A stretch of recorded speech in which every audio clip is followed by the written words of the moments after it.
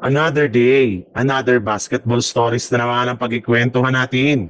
At ngayon nga ang latest update sa trade ni na Jaren Jackson Jr. at Austin Reeves. At ang balitang 3-team trade na magagawa ngayon ng Golden State Warriors. Naging controversial nga ang naging pahayag ng NBA agent ni LeBron James na si Rich Paul patungkol sa posibilidad na pagkuha ng Los Angeles Lakers kay Jaren Jackson Jr. gamit si Austin Reeves sa isang trade.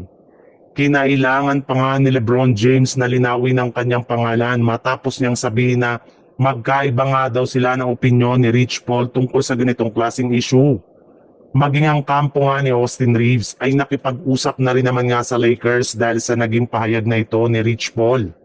Yes, naging big deal talaga ito sa buong prangkisa ngayon ng Lakers.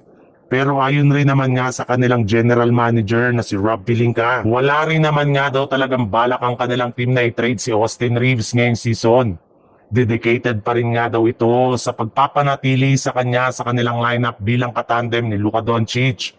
Kaya gaano man nga kadami ang mga nagsilabas ang trade rumors kay Austin Reeves, ay hindi pa rin naman nga ito gagawin ng Lakers bago ang trade deadline at maging sa darating na off-season. Sa ibang balita naman, sa pagsapit nga ng January 15 ay tuluyan na ngang pinayagan ng NBA ang Golden State Warriors na i-trade na nga ang kanilang batang player na si Jonathan Kuminga. At kasabay nga niya na mismong si JK na rin naman nga ang personal na nakipag-usap sa kanilang front office na ilipat na siya ng ibang kupunan sa lalong madaling panahon. Kaya dahil sa naging desisyon na ito ng front office ng Warriors at ng kampo ni Kuminga ay iba't ibang mga trade proposal na nga nagsilabasan ngayon.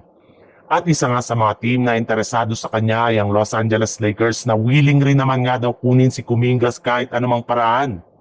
Maging eto man ay sa pamamagitan ng isang team trade na pinopropose ni Evan Sederi kasama ang mga pupunan ng Warriors, Lakers at Nets. Bali dito nga ay makukuha ng Warriors ang kanilang target na sina Michael Porter Jr., DeAndre Ayton at isang first round pick. Sungkit naman dito ng Nets sina Moses Moody, Buddy Hield at 2 first round pick habang ang Lakers naman ay makukuha si Jonathan Kuminga.